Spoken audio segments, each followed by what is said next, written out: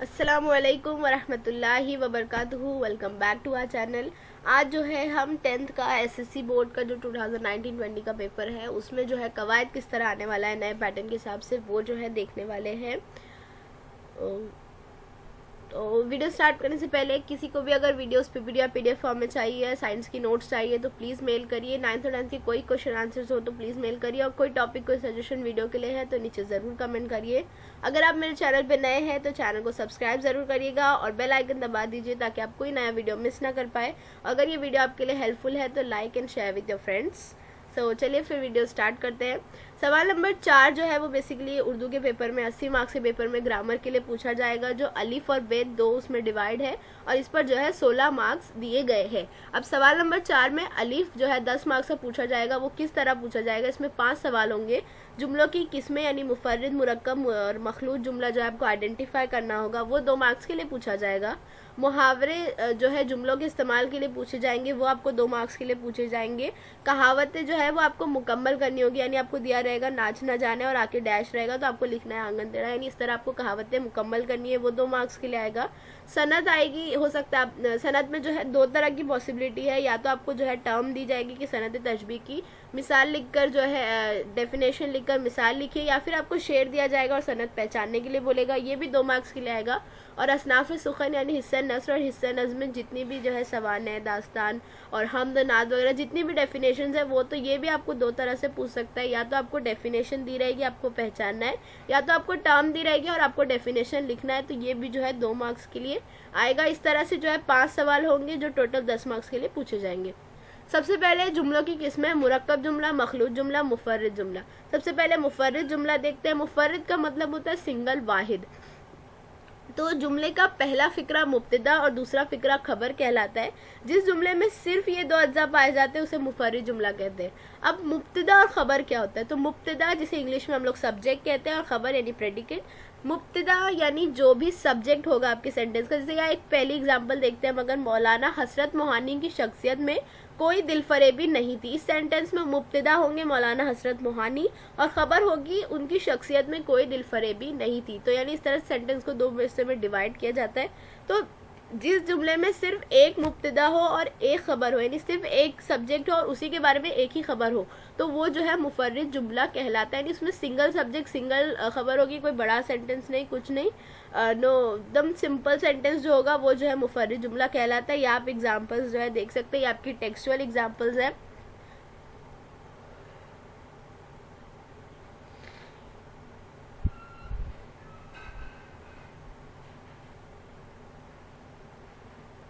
अब सेकंड है, जब 2 बामायनी जुमले हुरूफे अतफ की मदद से एक साथ लिखे जाते हैं तो उसे मुरक्कब जुमला कहते हैं। सबसे पहले तो हुरूफे अतफ क्या होता है। हुरूफे अतफ जो है जिसे इंग्लिश में कंजंक्शन कहा जाता है, जो 2 लफ्ज़ों या 2 जुमलों को जोड़ने का काम करते हैं, जैसे और है, लेकिन है, क्योंकि है, इसलिए वगैरह, ये सब जो वर्ड है ये हुरूफे अतफ कहलाते हैं। अब जब 2 माबाइनी जुमलों को हुरूफे अतफ की मदद से एक साथ लिखा जाए तो उसे मुरक्कब जुमला कहते हैं। जैसे यह एग्जांपल पहले लेते हैं हम, तहरीक आज़ादी का दरख्त बरगो बार लाया तो उसकी फसल में लोगों का बंटवारा हुआ, या हुरूफे अतफ होगा तो। अब हुरूफे मुरक्कब जुमला और मखलूत जुमले में लोग मोस्टली कंफ्यूज होते हैं, क्योंकि उस दोनों में जो है 2 सेंटेंस को जोड़ा जाता है। लोग कंफ्यूज रहते हैं कि ये मुरक्कब है या मखलूत है। तो मुरक्कब की सबसे बड़ी एग्जांपल क्या है कि वो जो जुमले होंगे वो बामायनी होंगे। अब बामायनी मतलब जो है कंप्लीट मीनिंग में होंगे, आपको उससे जो है मुकम्मल एक इन्फॉर्मेशन मिलेगी। अब यहाँ पर हम कैसे पता करेंगे, तो हुरूफे अतफ को आप हटाइए और 2 अलग अलग सेंटेंस मिलेंगे आपको, उसको रीड करिए। तहरीक आज़ादी का दरख्त बरगो बार लाया, ये जो है कंप्लीट सेंटेंस है, इसमें कोई जो है किसी तरह का कंफ्यूजन नहीं है और किसी तरह का इनकम्प्लीटनेस नहीं है, यानी आपको पता चल गया कि हाँ तहरीक आज़ादी का दरख्त बरगो बार लाया है। फिर उसकी फसल में लोगों का बंटवारा हुआ, यानी इससे भी जो है क्लियर हो जाता है कि दोनों जुमले जो है बामायनी यानी वो मुरक्कब जुमले होंगे। अब जिन जुमलों में एक ताबे फिक्रा और एक खास फिक्रा हो उसे मखलूत जुमला कहते हैं। ताबे फिक्रा और खास फिक्रा क्या है, मोस्टली लोग जो है इसे ये टर्म्स को इग्नोर कर देते हैं। आपकी टेक्स्ट बुक में ये दिया गया है लेकिन कितनों को पता ही नहीं होगा कि ये टेक्स्ट बुक में मौजूद है या किस पेज पे मौजूद है। कभी कभी पैराग्राफ में पूछा भी जाता है कि आप जो है दर्जिल जुमले में से ताबे फिक्रा अलग कीजिए। तो ताबे फिक्रा और खास फिक्रा क्या होता है, एग्जाम्पल देखेंगे हम लोग। जब वो धुएं के कसीफ बादलों में उतरा तो उसके सीने में चिंगारियां उतर गई। अब यहाँ पर जो है ऑरेंज से जो दिया गया है वो है ताबे फिक्रा। जरूरी नहीं वो सेंटेंस के शुरू में ही आए, कभी कभी लास्ट में भी होता है। जब वो धुएं के कसीफ बादलों में उतरा, यानी जब जो है वो उतर गया धुएं के कसीफ बादलों में, तो ये जो है कंप्लीट सेंटेंस है, यानी ये ताबे फिक्रा होगा। तो उसके सीने में चिंगारियां उतर गया। कब उसके सीने में चिंगारियां उतरी, हमारे दिमाग में सवाल आता है ये लाइन पढ़ के, तो यानी ये इनकम्प्लीट सेंटेंस है। तो जो ये इनकम्प्लीट सेंटेंस है, जो ये डिपेंड सेंटेंस है, ये जो है खास फिक्रा कहलाता है। इसे सबऑर्डिनेट क्लॉज हम बोल सकते हैं।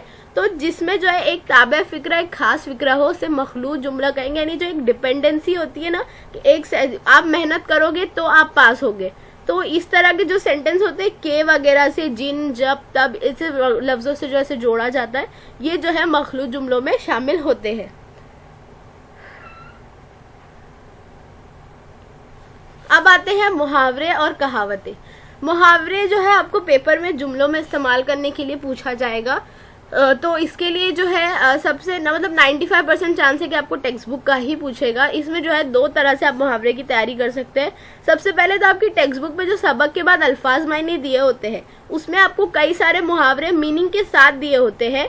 तो आप लोग वो जो है अच्छी तरह से पढ़ लीजिए, उस पर सेंटेंस भी एक बार बना लीजिए। और आपको मश्की सरगर्मियों में सवाल पूछा जाता है कि सबक में से मुहावरे तलाश करके उन्हें जुमलों में इस्तेमाल करिए, तो वो पढ़ लीजिए। यानी आप सबक में जितने मुहावरे उसको अंडरलाइन करो, हाईलाइट करो, उसके मीनिंग निकाल कर जो है उस पर सेंटेंस बना लो। तो इस तरह मुहावरे मोस्टली आपको टेक्स्ट बुक में से ही पूछे जाते हैं। अब भाई बात कहावतों की, तो कहावतें मुकम्मल करने के लिए पूछी जाती है, और कहावतें टेक्स्ट बुक में बहुत बहुत कम दी हुई है, मतलब बहुत ही रेयरली कुछ चैप्टर्स में यूज हुआ है।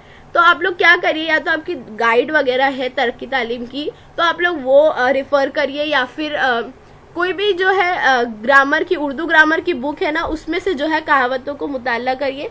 नॉर्मल यूज की कहावतें पूछी जाती, बट बच्चों को वो भी नहीं आता, तो आप लोग रीड कर लीजिए उसमें से। अब देखेंगे सनद।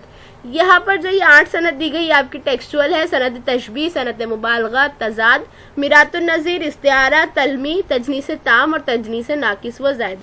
मैंने यहाँ पर इनकी डेफिनेशन और एक एग्जाम्पल लिखी हूँ, आप लोग चाहे तो यही याद कर सकते हैं, डेफिनेशन पेपर में लिखने लायक है।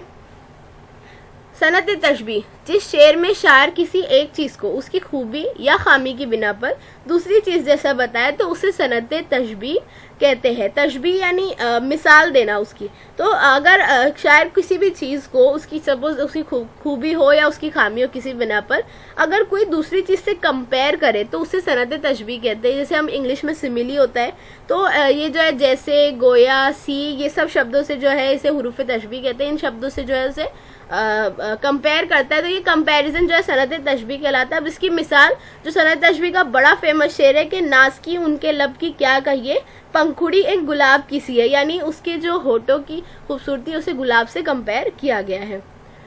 अब सनत मुबालगा। मुबालगा का मतलब होता है बढ़ा चढ़ा के बात करना। तो अब इसकी तारीफ है कि जब शायर अपने शेर में कोई ऐसी बात कहे जिसका हकीकत में होना नामुमकिन है, तो उसे सनत मुबालगा कहते हैं।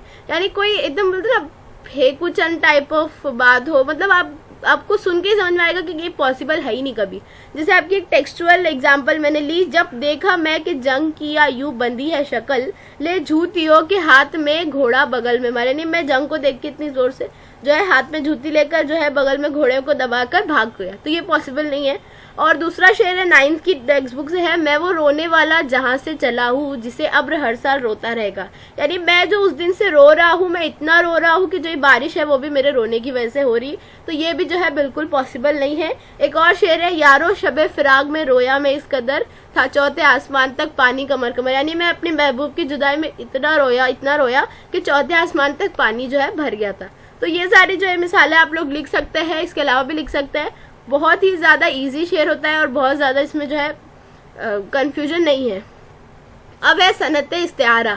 मोस्टली लोग सनत इस्तिआरा अगर आपको शेर में पूछा जाए कि इसको आइडेंटिफाई करो, नहीं कर पाते, थोड़ी टफ नहीं है, कंफ्यूजिंग है। सनत इस्तिआरा यानी क्या होता है, सिंपली क्या होता है, हुरूफ तशबीह के बगैर एक चीज को दूसरी चीज कह देना सनत इस्तिआरा कहलाता है। हुरूफ तशबीह मैंने आपको अभी बताई, जैसे, गोया, सी, ये सब जो वर्ड हम कंपैरिजन के लिए इस्तेमाल करते हैं वो जो है हुरूफ तशबीह कहलाता है। अब हुरूफ तशबीह के बगैर एक चीज को दूसरी चीज कह देना, यानी क्या, अगर मैं किसी की बहादुरी बता रही हूँ कि अली जो है शेर की तरह बहादुर है, अगर मैंने तरह वर्ड लगा दी यानी हुरूफ तशबीह हो गया, सनत तशबीह हो गई। अगर मैं सनत इस्तिआरा को लूँ तो मैं सीधा बोल दूंगी कि अली शेर है, मैं उसको उसकी तरह बोलने की बजाय सीधा वही बोल दूंगी, तो वो सनत इस्तिआरा कहलाता है, यानी डायरेक्ट बोल देना वही। वक्त मिसाल जो है, वक्त पड़े तो काम ना आए, लकड़ी की तलवार है दुनिया, यानी दुनिया को लकड़ी की तलवार की तरह बोलने की बजाय लकड़ी की तलवार सीधा बोल दिया। अब सनत तलमी, द मोस्ट आस्क क्वेश्चन, ये जो है आपको कई जगह पूछा जाएगा, शायद इसके पूछने के चांसेस सबसे ज्यादा है, डेफिनेशन भी और मिसाल भी। जिस शेर में किसी तारीखी, मजहबी या दीनी हिकायत, यानी किसी तारीखी, मजहबी या इस्लामी वाकया या किसी तारीखी शख्सियत का जिक्र हो तो उसे सनत तलमी कहते हैं। अभी आपकी टेक्सचुअल एग्जाम्पल है, मुझ दिल के कोहे तूर को सुरमा किए हो तुम, बाकी है अब तलक भी वही लन तरानिया, यानी यहाँ पे कोहे तूर के जो है अल्लाह ताला ने अपना जलवा दिखाए थे उसका जिक्र है। कमाले हुस्न यूसुफ पर फकत आशिक जुलेखा थी, खुदा खुद जिस पे आशिक है वो सूरत है मोहम्मद की। तो यहाँ पर हजरत यूसुफ और जुलेखा का जिक्र किया गया है और आप सल्लल्लाहु अलैहि वसल्लम का भी जिक्र हुआ है। तो तारीखी शख्सियात में भी, शख्सियात का भी जिक्र जिस शेर में हो उसे सनत तलमी कहते हैं। इसके अलावा आप जो है दुनियावी शख्सियात पर भी कई सारे अशार है, वो भी जो है आप सनत तलमी में लिख सकते हैं। फिर है सनत तजाद। तजाद का मतलब होता है अपोजिट, ये भी बहुत पूछा जाता है, बहुत सिंपल होता है आइडेंटिफाई करने के लिए। जब शायर अपने शेर में तो ऐसे अल्फाज का इस्तेमाल करे जो एक दूसरे के मुतजाद हो तो उसे सनत तजाद कहते हैं। यानी अगर आपके शेर में पहले और दूसरे मिसरे में कोई अपोजिट वर्ड आए, एक दूसरे के अपोजिट हो वो, तो वो सनत तजाद होगा। जैसे ख्वाबीदा ज़मीरों ने किया जबर से सौदा, बेदार ये ईमान ने किया सब्र से सौदा। ये जो है मरसी, आपकी टेक्स्ट बुक में जो मरसी है उसका शेर है। ख्वाबीदा और बेदार यानी सोया हुआ और जागा हुआ, ये अपोजिट है। जबर और सब्र यानी जुल्म और सब्र जो है एक दूसरे के अपोजिट है। और दूसरा शेर है जो बहुत ही बेसिक शेर है सनत तजाद का, सुबह होती है शाम होती है उम्र यूं ही तमाम होती है। जिनको टफ शेर याद नहीं होते वो ये सिंपल सा शेर याद कर लीजिए, बहुत ही इजी है। सुबह और शाम जो है एक दूसरे के अपोजिट वर्ड है। उसके बाद है मिरातुन नज़ीर, ये जो है सबसे कम पूछा जाता है, सबसे मतलब बहुत रेयरली पूछा जाता है, बहुत रेयरली आपको शेर में नजर भी आएगा। जिस शेर में एक लफ्ज की मुनासिबत से कई अल्फाज इस्तेमाल करे तो उसे सनत मिरातुन नज़ीर कहते हैं। यानी आपको अगर शेर में वर्ड्स आपको अलग अलग बहुत सारे कॉमा लगे लगे नजर आएंगे और वो सारे वर्ड्स जो है एक दूसरे से कहीं ना कहीं रिलेट करते हैं, यानी रिलेशन है, उनमें कोरिलेशन है, कोई एक मुनासिबत है। जैसे मिसाल है, पत्ता पत्ता बूटा बूटा हाल हमारा जाने है, जाने न जाने गुल ही न जाने बाग तो सारा जाने है। अब यहाँ पत्ता बूटा गुल और बाग जो है एक दूसरे से रिलेट करते हैं। फिर नेक्स्ट है तजनीस ताम। तजनीस यानी मतलब होता है यकसा, मसावी, सेम।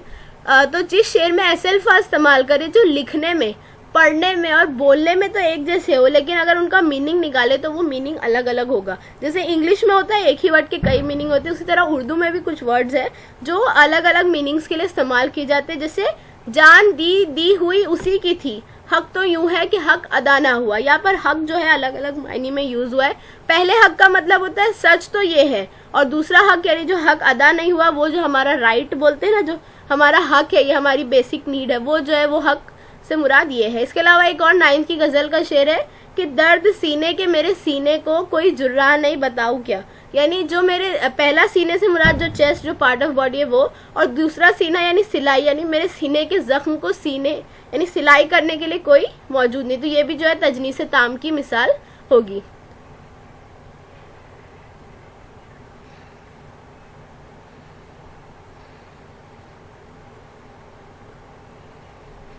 फिर है तजनीस नाकिस वज़ायद। नाकिस वज़ायद यानी कमियां बेशी, कमियां ज्यादा होना। जिस शेर में दो ऐसे अल्फाज इस्तेमाल किया जाए जिनमें एक हुरूफ का फर्क हो, यानी उसे जो है तजनीस नाकिस वज़ायद कहते हैं। जैसे बात और नबात है ना, बात और नबात जो वर्ड हुआ, इसमें बात और नबात, इसमें नून का फर्क है। तो एक मिसाल है, और ले आएंगे बाजार से अगर टूट गया, जामे जम से मेरा जामे सफाल अच्छा है। यहाँ जाम और जम में अलीफ का फर्क, यानी एक सिंगल हुरूफ एक सिंगल लेटर का फर्क होगा, तो तजनीस नाकिस वो ज़ायद वो कहलाएगी। इसके अलावा ये वाला जो शेर है वो सनत तलमी भी कहलाएगा, क्योंकि इसमें जमशेद जी का जो वो मैजिक सर्कल था जैसा बोला जाता है, उसके बारे में जो है जिक्र किया गया है, तो ये जो है सनत तलमी में भी आएगा। अब देखते हैं असनाफ सुखन। असनाफ सुखन, सुखन यानी बोलना, बातचीत करना, तो उसकी जो है किस्में किस तरह की होती है। हिस्सा नस्र पहले है। नस्र यानी जो हमारा प्रोज होता है, जो टेक्सचुअल होता है, जो नॉर्मल सेंटेंसेस होते हैं वो नस्र होता है। जो शेर नहीं होते हैं, शायरी नहीं होती, वो तमाम चीज़ें नस्र होती है। सवाना उमरी, अफसाना, मजमून, इंशाइया, ड्रामा, सफ़रनामा और दास्तान, ये जो है आपके हिस्से नस्र में टेक्स्ट बुक में शामिल है। इसकी मैंने यहाँ डेफिनेशन लिखी हूँ, आप लोग उसे लिख कर याद कर लीजिएगा। आपको डेफिनेशन देकर टर्म पूछ सकता है, टर्म देकर डेफिनेशन पूछ सकता है। सवाना उमरी, सियासी, समाजी, अदबी या दीगर शोबे में कारनामे अंजाम देने वाली शख्सियात की जिंदगी के हालात को तारीख और तरतीब से लिखना सवाने निगारी कहलाता है। यानी किसी भी पॉलिटिकल, सोशल या लिटरेचर से ताल्लुक रखने वाला या कोई भी शोबे में कोई बड़ा कारनामा अंजाम देने वाली शख्सियत की जिंदगी के हालात को तारीख और तरतीब, ये जरूरी है, तारीख और तरतीब से लिखना, यानी बर्थ टू डेथ लिखेंगे आप, कभी उनकी जवानी कभी उनका बचपन ऐसा नहीं लिख सकते, लाइन से लिखना है, वो सवाने निगारी कहलाता है। फिर अफसाना, अफसाना ये एक बयानिया सनफ है, इसमें बयान किया जाता है। अफसाना और दास्तान में सबसे बेसिक फ़र्क क्या है, बहुत लोग कंफ्यूज होते हैं। अफसाना यानी किसी फर्द की ज़िंदगी के एक पर्टिकुलर पहलू पर किसी एक नफ्सियाती या जज्बाती कैफियत या किसी एक तजुर्बे को बयान किया जाता है, तो वो अफसाना होता है, नॉवल होती है। और दास्तान जो है उसमें बहुत सारी चीज़ों को एक साथ बयान किया जाता है।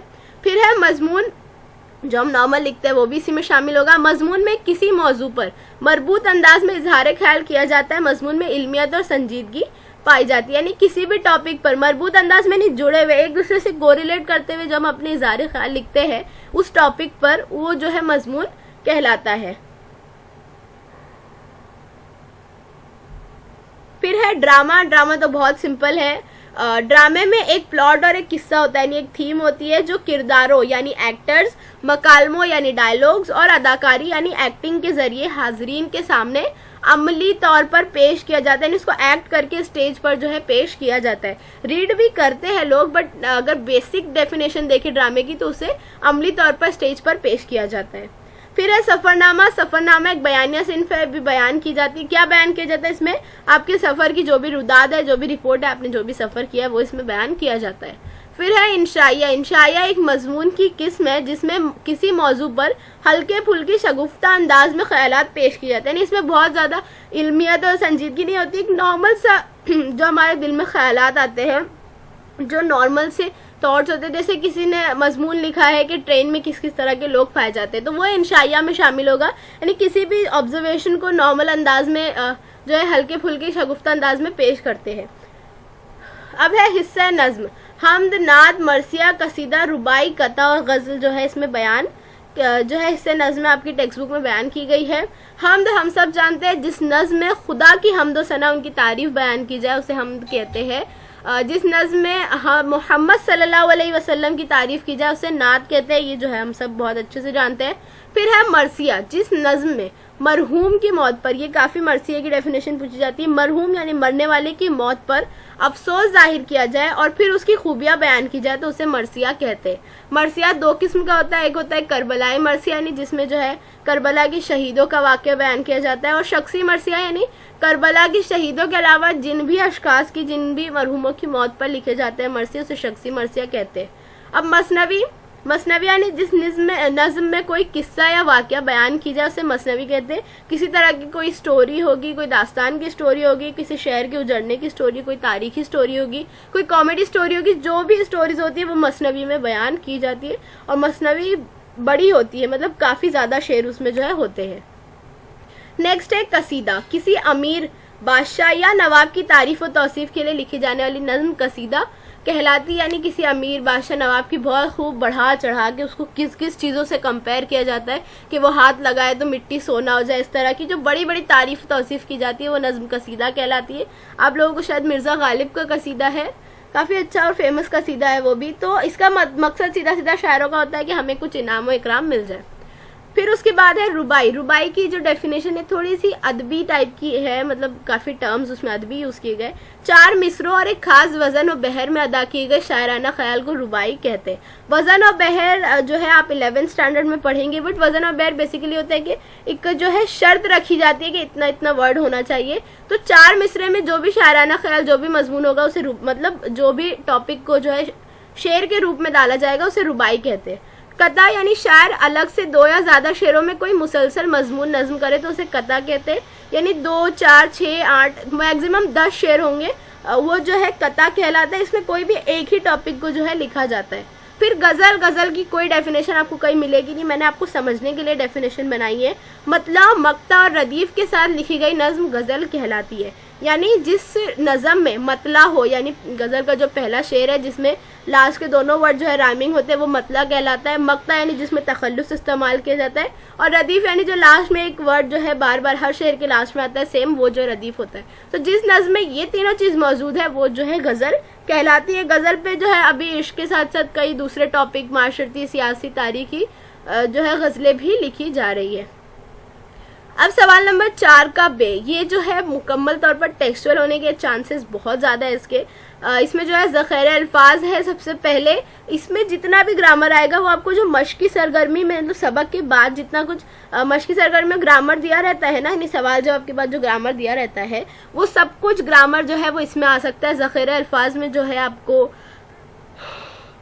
एक हसरत मोहानी में आपको जो है ग्रामर दिया गया था जिसमें एक लफ्ज पर जो है अलग अलग एराब यानी जबर जेर पेश से उनके मायने अलग करने थे, जैसे दिल और दल बन सकता है एक ही जैसे दिखने वाले वर्ड में, तो इस तरह का ग्रामर आ सकता है। इसके अलावा जो वर्ड को नंबर वाली तरतीब देकर लिखना है तो ये सारा ग्रामर इसमें आएगा। लफ्ज के लिए फिक्रा, फिक्रे के लिए लफ्ज, ये थोड़ा अलग है, इसके लिए आपको जो है कवायद की बुक पढ़नी होगी। इसमें जो है इस तरह का होता है कि जो अजान देने वाला है उसको क्या कहते हैं, तो मुअज्जिन। शेर लिखने वाला है उसको क्या कहते हैं, शायर। तहरीर करने वाला है उसको क्या कहते हैं, मुहर्रिर। इतना इजी और सिंपल नहीं पूछा जाता है, बट फिर भी मीडियम ही रहता है रेंज उसका भी, इतना टफ नहीं होता। आप लोग इसे कवायद की बुक से रीड जरूर करिएगा।